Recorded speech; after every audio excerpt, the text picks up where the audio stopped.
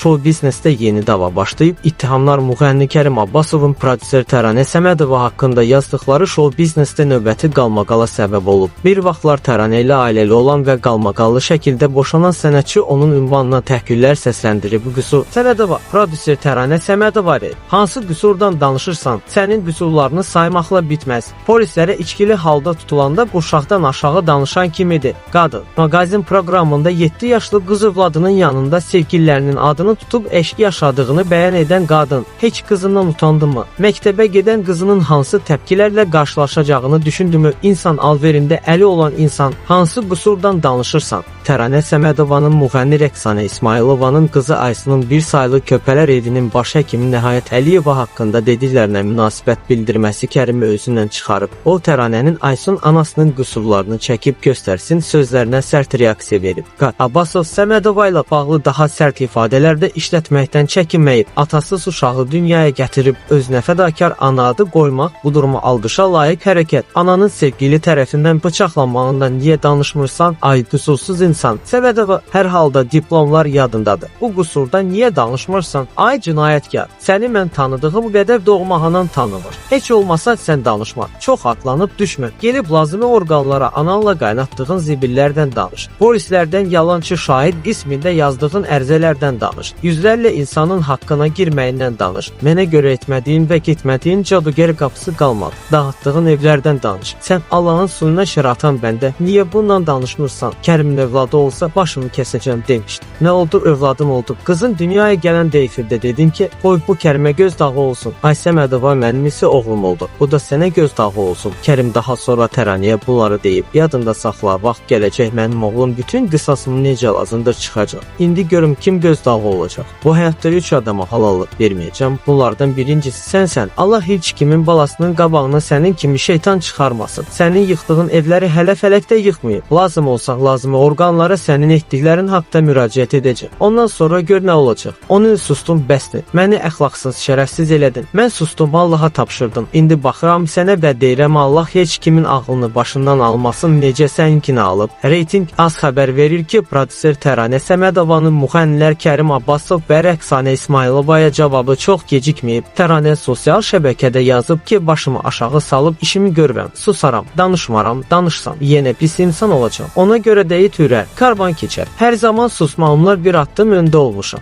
Səmədova Kərim Abbasovu nəzərdə tutaraq yuyulmamış çömçə ilə işim olmaz yazıb. O ildir ki, yuyulmur. Onu qaşıyıb təmizlədikcə pis qoxu gələcək. O da mənə xanımlığıma yaraşmaz. Başımı qaldırıb Allaha şükür etməyi də unutmuram. Mənə ayıb adı ilə sadaladıqları göz önündə olanlardır. Altdan etdiklərinizi mən yazası deyiləm. Şərəfimi unudub yazsam belə burada yer çatmaz. Qeyd edək ki, Aysun bir saylı Körpələr evinin baş həkimi Nəhayət Əliyevanın uşaqlara gətirilən ərzaqları evinə aparmasını iddia edən video yayımlayıb. Təranə isə onu bu videoya görə tənqid edib. Kərim Abbasov Aysunun tərəfini saxlayaraq Təranənin ünvanına təhqirlər səsləndirib.